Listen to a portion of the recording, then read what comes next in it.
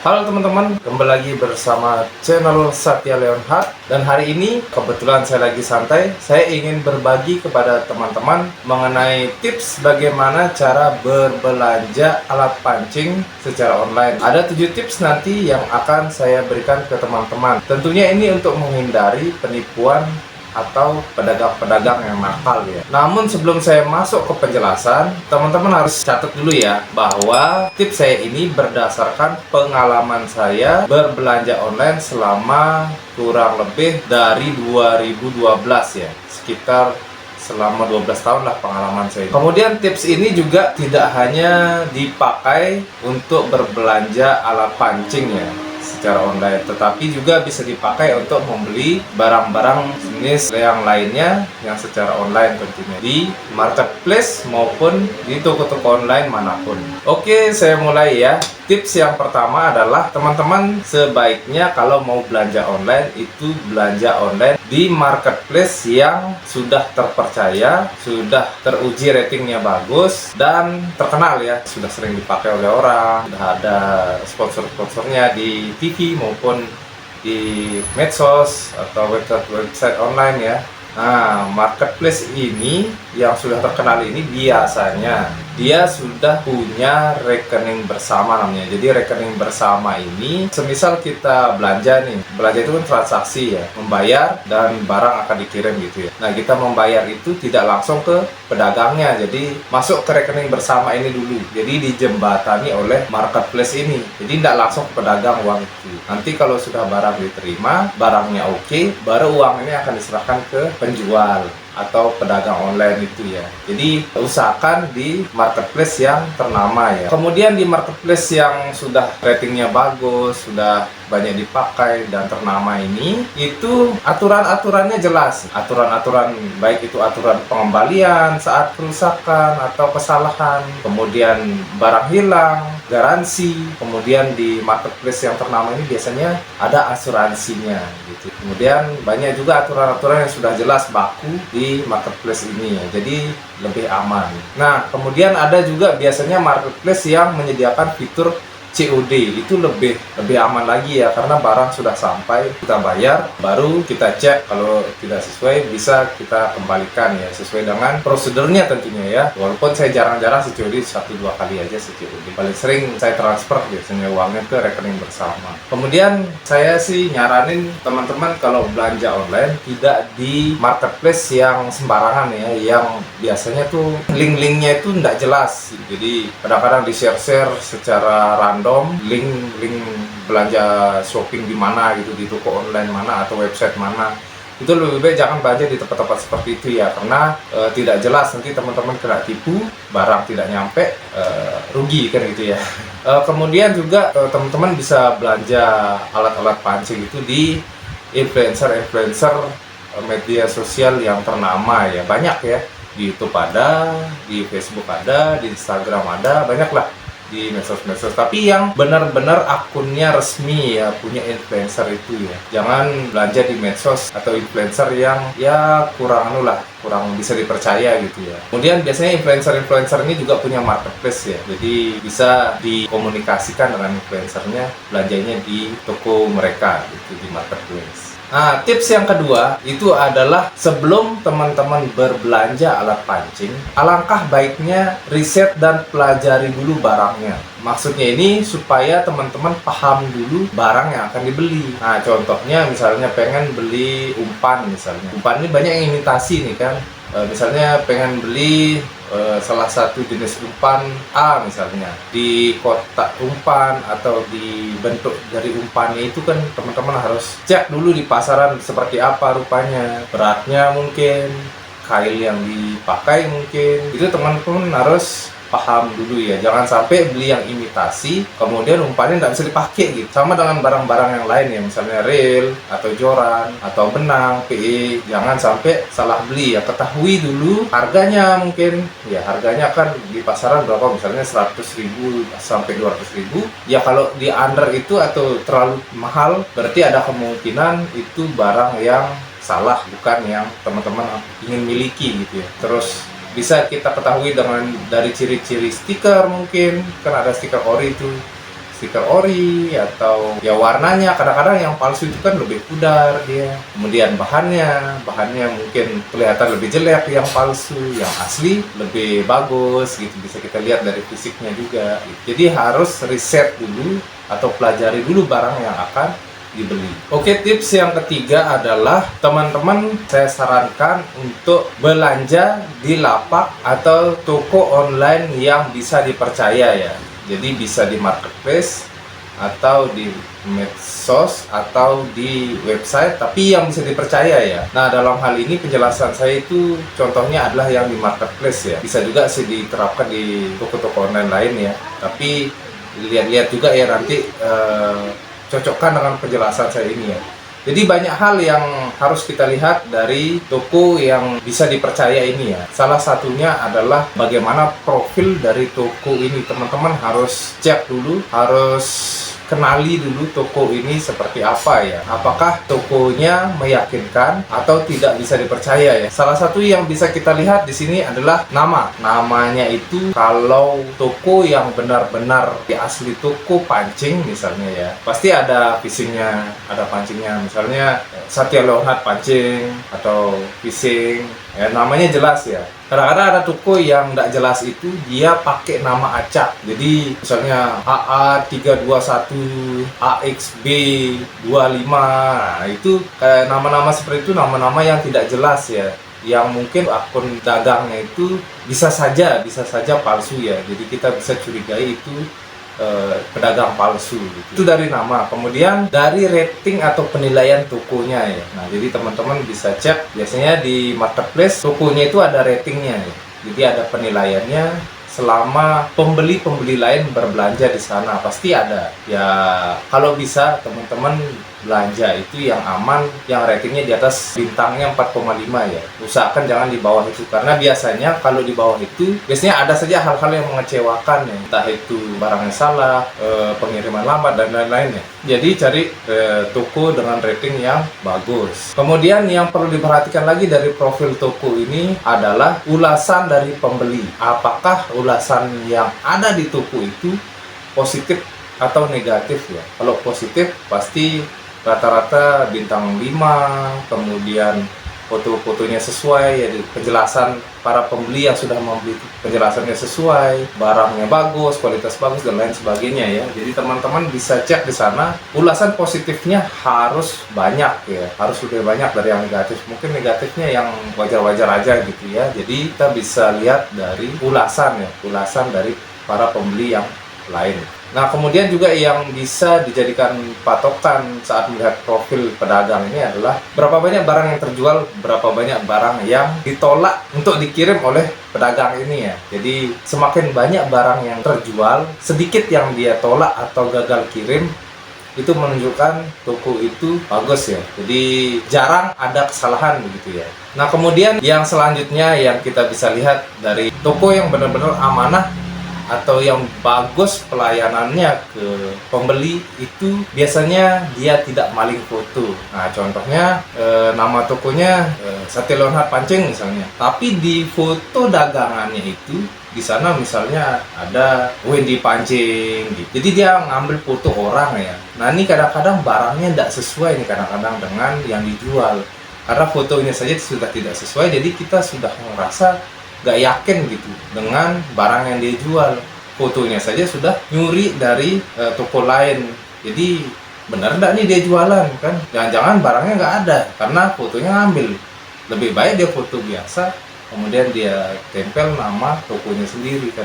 Jadi toko yang menjual barang tidak sesuai dengan brand tokonya dia, itu bisa juga kita curigai pedagang yang tidak bagus ya. Kemudian di dalam sebuah toko yang perlu lagi kita perhatikan adalah cermati aturan-aturan di dalam toko itu. Misalnya masa garansinya, kemudian perjanjian waktu pengembalian, kalau rusak bagaimana, kalau salah kirim bagaimana mereka, atau dari kitanya mungkin pengen ngasuransiin barang kita bagaimana dan lain sebagainya ya. Yang kita harus pahami dia di aturan toko itu kan beda-beda dia. Ada yang nggak mau dikomplain, ada yang bisa kembali barang itu ke mereka, ada yang nggak bisa gitu. Jadi sebelum berbelanja cek dulu di deskripsi tokonya ya, bisa apa-apa saja yang sesuai dengan keinginan kita dan tidak sesuai. Kemudian yang selanjutnya, yang ketika kita mau belanja di toko online, teman-teman harus cek dulu spesifikasi barangnya ya. Nah, ini sesuai dengan penjelasan saya sebelumnya. Teman-teman harus paham dulu barang yang akan dibeli ya. Jangan sampai membeli barang palsu atau membeli barang yang salah ya. Jangan salahkan toko. Kalau sudah jelas dia misalnya jual barang bekas terus kita ngarepnya baru, kita tidak perhatikan spesifikasi barang yang tertera dalam lapak atau toko online itu, ya salah kita sendiri kan gitu. Jadi harus cek spesifikasi barangnya sesuai apa tidak, baru kita masukkan keranjang atau pesan barang itu ya. Kemudian cek juga fotonya apakah sesuai dengan foto dengan spesifikasinya, mereknya sudah sesuai dengan keinginan kita, jenisnya sudah sesuai dengan barang yang kita inginkan, kemudian bagaimana penilaian dan ulasan produk tersebut ya. Teman-teman selain ngecek rating toko tadi pertama, kemudian teman-teman juga harus ngecek rating dan ulasan dari barang yang akan dibeli ya. Itu biasanya ada dua hal ya. Jadi tokonya dulu bagus, kemudian barangnya bagaimana ya. Kan banyak tuh yang sudah beli. Jadi teman-teman biasanya di bawahnya itu kelihatan dia nanti ulasan dari barang tersebut yang ingin teman-teman beli ya. Ratingnya berapa? Oh, ini kualitasnya bagus, barangnya sesuai dan lain sebagainya ya. Warnanya sesuai, kualitasnya oke, berfungsi barangnya. Nah, baru teman-teman bisa percaya dengan barang yang dijual di toko tersebut. Oke, yang selanjutnya adalah ini yang paling gampang kita lihat ya, yaitu cek kewajaran harga barangnya ya. Biasanya teman-teman kena tipunya di sini nih. Jadi ngelihat harga barang murah sekali dengan merek yang terkenal dan kita tahu itu mewah barangnya, tapi harganya sangat-sangat murah. Biasanya teman-teman langsung semangat beli gitu ya. Nah, itu jangan sembarang seperti itu teman-teman ya, karena itu bisa saja barang yang berbeda nanti, bisa jadi barang yang salah atau barangnya tidak terkirim nanti ya. Karena dari harga saja kita bisa lihat nggak masuk akal ya. Misalnya nih, kita sebut saja merek-merek yang ternama dan mahal ya, misalnya Pen, Shimano, Daiwa, Abu Garcia. Itu merek-merek yang terkenal yang tentunya nggak murah ya. Kemudian ketika kita melihat barang itu harganya 100 ribuan, yaitu kita harus pertanyakan ya. Berarti ada kemungkinan banyak hal yang meragukan ya. Entah itu barangnya palsu, barangnya tidak akan terkirim, atau barangnya nanti terkirim tapi beda yang datang gitu ya. Intinya kita pasti akan kecewa dengan barang dengan harga yang nggak wajar begitu ya. Jadi alangkah baiknya teman-teman jangan beli ya barang yang nggak sesuai merek dengan harga itu ya. Nggak masuk akal ya, 100 ribuan yang harusnya barangnya jutaan, harganya di 200 ribu, 100 ribu. Jadi cek dulu ya benar-benar ya. Kalau nggak masuk akal itu lebih baik nggak usah. Atau kadang-kadang barang yang dijual bekas tapi kita mikirnya baru gitu ya. Kadang-kadang kita tidak cek spesifikasinya. Jadi benar-benar kalau memang dia kurang jelas penjelasannya di deskripsi keterangan barang itu, alangkah baiknya teman-teman cat aja penjualnya. Coba cat penjualnya. Nah, ini sekaligus juga supaya teman-teman bisa memastikan penjual ini aktif atau tidak dengan menghubungi penjualnya atau cat penjualnya.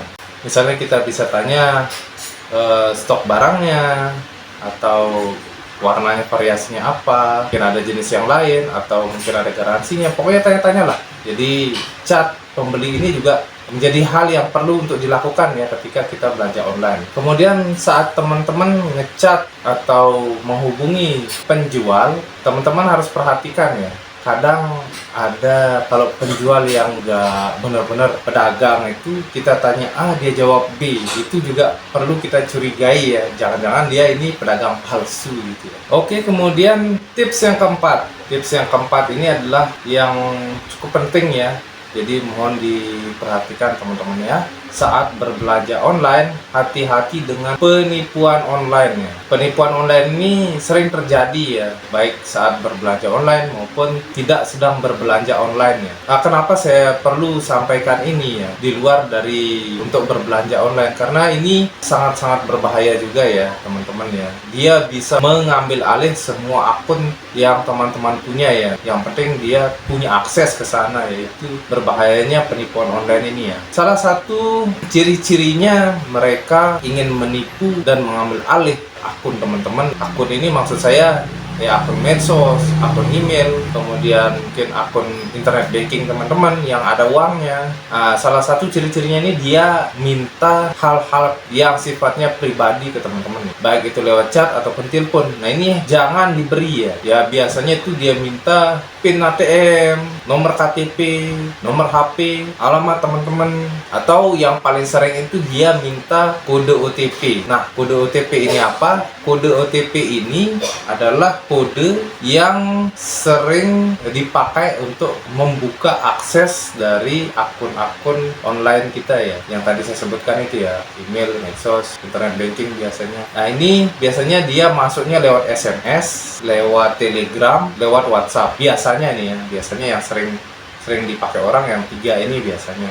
Mungkin ada juga yang lain tapi saya lupa ya. Jadi biasanya pakai yang 3 ini. Kalau ada masuk kode OTP ini ke WhatsApp teman-teman, ke SMS teman-teman, atau ke aplikasi Telegram, itu teman-teman jangan kasih ke orang yang tidak dikenal, kecuali memang teman-teman sendiri yang mau ngakses akunnya teman-teman, atau mungkin teman-teman ngasih ke orang yang teman-teman kenal ya, yang memang sudah persetujuannya teman-teman. Jangan kasih misalnya orang tiba-tiba nelpon, "Pak, kode OTP-nya apa?" atau ngechat teman-teman, menghubungi teman-teman lewat SMS atau WhatsApp, "Pak, kode OTP yang masuk berapa?" Itu jangan dikasih ya. Jangan pernah dikasih ke orang-orang yang tidak pernah teman-teman setujui atau tidak pernah teman-teman kenal, karena akun teman-teman pasti akan diambil alih oleh mereka. Tidak ada cerita, tidak bisa diambil kalau sudah mereka dapat kode OTP ini. Hal-hal pribadi juga jangan sekali, karena itu berbahaya. Kemudian saat berbelanja di marketplace nih, ini pernah saya ketemu 1-2 kali ya, nggak sering sih. Sekarang sudah jarang. Kalau dulu sering sekali ya, zaman-zaman awal-awal belanja online itu, yaitu penipu ini sering sekali mengajak kita atau mengarahkan kita bertransaksi itu di luar dari rekening bersama. Contohnya seperti ini. Misalnya kita harusnya ngirim uang itu kan ke rekening marketplace ya, rekening bersama ini yang umum ada di aplikasi itu. Harusnya ngirim ke sana, tapi dia, "Oh Pak, rekening itu lagi gangguan," dia bilang nanti. Atau rekening saya di sana lagi nggak bisa dipakai Pak, sehingga uangnya nggak bisa masuk ke saya. Kirim saja ke rekening ini, dia bilang begitu. Biasanya dia akan mengarahkan transaksi itu keluar dari rekening marketplace ya, rekening bersama yang ada di marketplace itu. Jadi teman-teman jangan mau diarahkan bertransaksi di luar rekening bersama kalau lagi di marketplace ya. Kemudian tips yang kelima adalah simpan bukti pembayaran belanja online teman-teman sampai batas waktu yang cukup agak lama sedikit ya. Ini fungsinya adalah ketika nanti teman-teman bisa untuk jaga-jaga. Misalnya teman-teman terima barang itu ada komplain ya, ada masalah, entah itu barangnya salah, rusak, hilang dan lain sebagainya ya. Ada komplain gitu, barang itu nanti kalau kita masih punya bukti pembayarannya, kita biasanya bisa retur ya, kita bisa kembalikan barang sesuai dengan perjanjian di awal atau perjanjian yang sudah ada di marketplace tersebut ya. Misalnya untuk klaim garansi juga bisa. Jadi simpan dulu bukti pembayaran teman-teman sampai transaksinya sudah selesai, misalnya cukup lama ya, simpan aja dulu beberapa hari atau beberapa minggu. Setelah aman baru dihapus atau dibuang. Oke, kemudian kalau teman-teman ini sudah oke dengan barang, kemudian teman-teman sudah transaksi, barang sudah dikirim, kemudian barang sudah sampai. Tips yang keenam adalah setelah barang sampai itu, cek dengan teliti barang yang kita beli. Usahakan barang itu kita videokan sedari nerima ya, lebih baik sedari terima nih. Misalnya kurirnya datang, "Pak, paket Nah, dari sana sudah divideokan. Saat dibuka juga divideokan sampai teman-teman cek semua kondisinya ya. Kondisi fisiknya, kelengkapannya, jumlahnya, kemudian spesifikasinya, kemudian fungsinya sudah oke. Teman-teman segera konfirmasi ke pedagangnya ya. Kalau di marketplace, teman-teman segera konfirmasi ke marketplace itu supaya uang langsung diteruskan ke pedagang. Kemudian setelah teman-teman oke dan selesai berbelanja, jangan lupa beri ratingnya ke pedagangnya maupun ke barangnya ya. Kasih ulasan, foto, upload fotonya, kemudian upload juga videonya, kasih ulasan yang positif bila barangnya memang data positif, dan kasih ulasan negatif kalau memang barangnya tidak sesuai dengan yang teman-teman inginkan. Fungsinya ini supaya pembeli lain itu bisa menilai toko itu benar-benar amanah atau tidak ya, benar-benar toko yang bagus apa tidak. Nah, kemudian selanjutnya ya, apabila ada ketidaksesuaian kondisi barang yang teman-teman terima, kemudian teman-teman tidak setuju dengan barang tersebut, maka yang harus teman-teman lakukan adalah tetap tenang dan sabar gitu ya. Kenapa saya sarankan tenang dan sabar? Jadi banyak video viral ya, seperti contohnya yang sering kita lihat, yang viral-viral itu kan yang terima-terima barang secara COD ya. Kasihan kurirnya ya, kurir itu kan bukan pedagang ya, kurir itu kan cuma tukang anter. Kemudian yang disalahkan kurir ya, sampai ditahan motornya, kemudian orangnya disekap ya, sampai ditodong, kadang-kadang dihajar orang. Ya itu kan salah ya. Jadi ketika barang tidak sesuai, yang harus dilakukan itu banyak hal ya. Intinya tenang, kemudian ikuti prosedurnya. Kalau COD, teman-teman terima dulu, bayar dulu, baru cek barang tidak sesuai, ikuti aturan petunjuk dan ketentuan yang ada di marketplace atau di toko online itu ya. Jangan main hakim sendiri ya, kan semuanya sudah ada aturannya gitu. Apabila teman-teman itu belanjanya di influencer medsos, ikuti aturan yang sesuai dengan perjanjian yang sudah teman sepakati dengan penjual di awal sebelum berbelanja. Jadi kalau belanjanya itu teman-teman di luar marketplace yang aturannya belum baku, teman-teman harus tanyakan dulu tuh gimana kalau misalnya teman-teman mau komplain barangnya tidak sesuai, kemudian kalau ada kesalahan spesifikasi, jenis barang, jumlah barang, dan lain-lain, itu teman-teman harus tanyakan terlebih dahulu sehingga jelas aturannya, pengirimannya sesuai, dan teman-teman juga tidak akan kecewa nanti. Kemudian tips yang ketujuh ini adalah hilangkan jejak datanya teman-teman. Jejak data yang dimana? Yang di dalam paket. Biasanya kan di dalam paket itu ada alamatnya teman-teman di sana, ada nama, ada alamatnya teman-teman, ada nomor HP di sana. Nah itu teman-teman sebelum buang bungkus paketnya itu dihilangkan dulu. Entah itu dihapus pakai ballpoint, digunting-gunting, dirobek, pokoknya dihilangkan jejak itu supaya datanya teman-teman tidak dipakai oleh orang-orang yang tidak bertanggung jawab ya untuk nipu teman-teman atau kejahatan-kejahatan lainnya. Nah, sebelum saya akhiri tips saya ini, alangkah baiknya saya kasih contoh sedikit perbedaan toko online yang harus diwaspadai sebagai penipu. Bedanya dengan toko online yang benar-benar asli, yang toko online yang amanah ya. Oke, saya akan kasih contoh sedikit ya. Catatan ya, bahwa ini hanya sedikit contoh dari penjelasan-penjelasan yang saya tadi jelaskan. Oke, saya akan coba cari real Daiwa ya, misalnya ya. Daiwa BG misalnya ya. Misal Daiwa BG Black LT ya. Kita akan coba lihat, pasti banyak nih yang palsu, yang asli. Nah, contohnya ini. Real Daiwa BG Black LT 2021. Daiwa BG Black LT Saltwater SW. Harganya coba teman-teman lihat. Ini dari harga itu paling gampang kok dilihat. Ini aja dari harga 2 juta. Jadi harga aslinya itu 19 sampai 2 jutaan. Yang kita curigai ini itu hanya menjual 165.000. Mari kita lihat yang mana dulu ya, yang asli dulu ya. Yang biasanya yang benar-benar toko yang benar-benar tuh ini. Oke ya, ini 2 juta. Kita lihat Ya, jadi fotonya lengkap ya, sesuai dengan ukurannya, ukuran realnya. Harganya memang harga pasarannya segini ya, di atas 2.109.000 sampai 2 jutaan ya. Kemudian, nah ini ada rating nih, ada bintangnya nih, rating di bawah ini nih, 5/5, berarti oke ya. Jadi sudah banyak yang beli, sudah oke, sudah teruji ya. 14 terjual, berarti lumayan banyak nih, udah 14 yang terjual ya. Oke, kemudian kita lihat profil tokonya ya. Oke, di sini saya buremin aja ya tokonya ya, karena kita nggak enak ya. Ini kan cuma contoh aja. Jadi di sini penilaian tokonya itu 4,8 dari 5, jadi di atas 4,5 ya. Berarti dari rating tokonya sudah oke nih ya.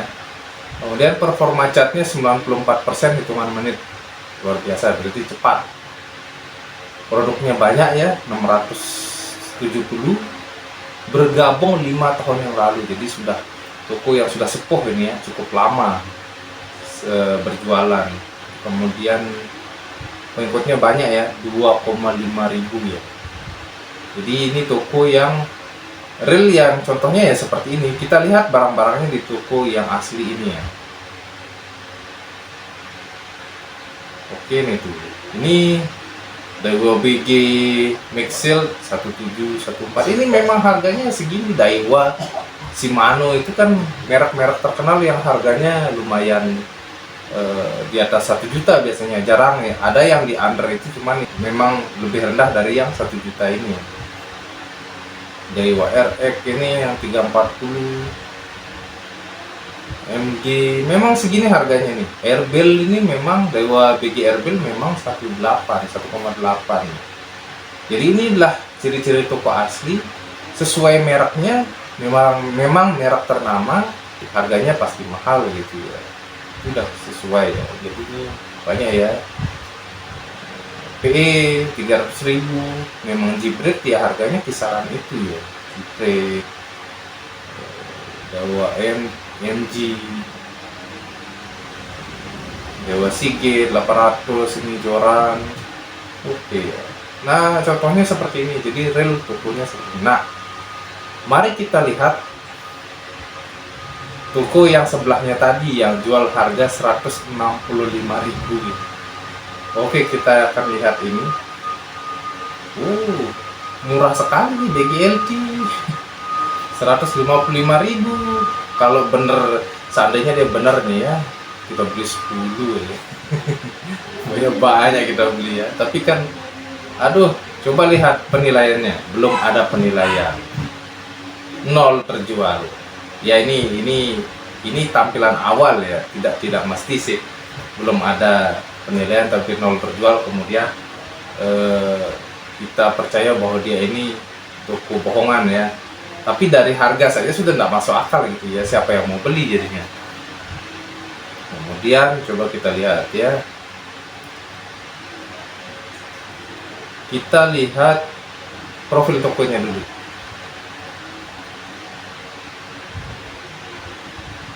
Oke, pengikutnya cuma 6. Penilaian toko ini dengan produk 37 ini tidak ada penilaiannya. Performa catnya juga rendah ya, 57%. Tidak ada penilaian berapa menit dia biasanya balas cat. Nah ini juga kelihatan tidak meyakinkan ya. Bergabung 10 minggu yang lalu, jadi baru-baru ya. Ya walaupun itu baru dan masuk akal, mungkin belum punya pengikut, kemudian penilaian belum ada, produk belum ada, tapi dari harga barang sudah nggak masuk akal ya. Kita coba lihat spesifikasi barang yang tadi ya. Tidak jelas ya. Kalau menurut saya pribadi, saya ini nggak jelas. Ukuran LT konsep, dia hanya ngambil dari kotaknya aja ini, dari penjelasan di kotaknya. Tapi kalau foto kotak kan banyak ya, foto kotak. tapi dia tidak jelaskan PE-nya masuk berapa, ukurannya berapa saja. Jadi tidak lengkap deskripsinya. Coba kita lihat barang dagangannya yang lainnya. Kemudian kita coba cek juga deskripsinya.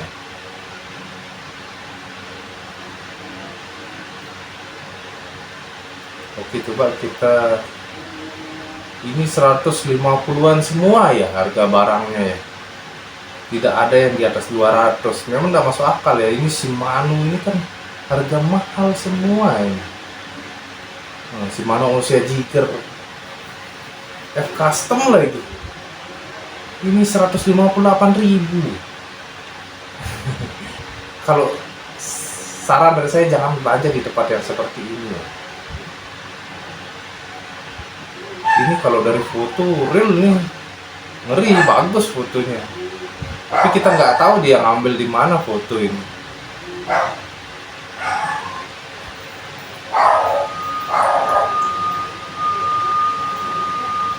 Di sini dari Shimano Osia Jigger F Custom, kami jual sesuai gambar original. Nah, coba kita lihat rating barangnya, ada nggak? Rating barangnya nggak ada ya, mentok nih. Jadi barang-barang di luar toko yang muncul ini. Ini barang-barang di luar toko semua. Jadi biasanya paling bawah tuh ada ratingnya ya. Tapi tidak ada rating barangnya ya. Jadi belum pernah dibeli, belum pernah ada yang nerima barangnya ini. Jadi nggak ada bukti bahwa barang ini benar-benar asli. Ya, nah seperti ini ya, murah-murah 150.000-an semua isinya. Oke, cuman ini aja dijual sedikit ya. Nah, contohnya seperti ini ya teman-teman ya. Contoh dari toko yang ada di salah satu marketplace yang kira-kira bisa dipercaya dan tidak bisa dipercaya ya. Jadi teman-teman bisa cek sendiri di marketplace yang teman-teman pakai. Seperti ini caranya untuk melihat ya sepintas dari toko dan barang yang dia jual. Ini belum catnya ya. Catnya itu harusnya nanti kita coba cat, dia balas atau tidak, nyambung atau tidak, kemudian dia aktif atau tidak ya. Oke, itu dia tadi sedikit contoh ya dari salah satu marketplace. Bisa jadi gambaran buat teman-teman saat berbelanja online ya. Jadi kesimpulannya, tetap hati-hati berbelanja online dimanapun ya. Pahami hal-hal yang mungkin berbahaya untuk keamanan belanja online maupun keamanan akun teman-teman, agar tidak mudah dijebol oleh orang-orang yang tidak bertanggung jawab. Contohnya tadi, jangan sampai kena tipu ya, tak data pribadi, diminta kode OTP, diarahkan transaksi keluar marketplace. Hati-hati ya, pilih toko dan barang yang bagus ratingnya, udah terkenal kalau bisa ya, dan udah punya ulasan-ulasan yang positif ya. Kemudian apabila teman-teman sudah jalankan tips ini semua tapi masih kena tipu, ya minta tolong jangan minta tanggung jawab ke saya atau nyalah-nyalahin saya. Karena apa? Karena tips ini hanya sebagai referensi teman-teman saat berbelanja online ya. Jadi pengalaman dari saya bagi ke teman-teman supaya bisa teman-teman menambah referensi dan pengetahuan untuk berbelanja online supaya lebih aman gitu. Bukan berarti tips ini 100% kalau dijalankan teman-teman tidak akan kena tipu ya, tapi minimal dari pengalaman saya berbelanja online selama 12 tahun, paling tidak teman-teman ada pengetahuan lebih untuk menghindari penipuan atau berbelanja online di tempat yang salah ya. Dan tentunya tips ini kan masih banyak kekurangan ya, dan mungkin masih banyak kesalahan juga ya. Jadi teman-teman bisa tambahkan tips lain di kolom komentar supaya kita bisa sama-sama belajar ya, sama-sama bisa menyempurnakan pengalaman-pengalaman kita supaya kalau kita mau belanja online nanti bisa lebih aman. Atau mungkin teman-teman ada yang punya pengalaman pribadi berbelanja online, itu juga bisa menjadi pengalaman dan pelajaran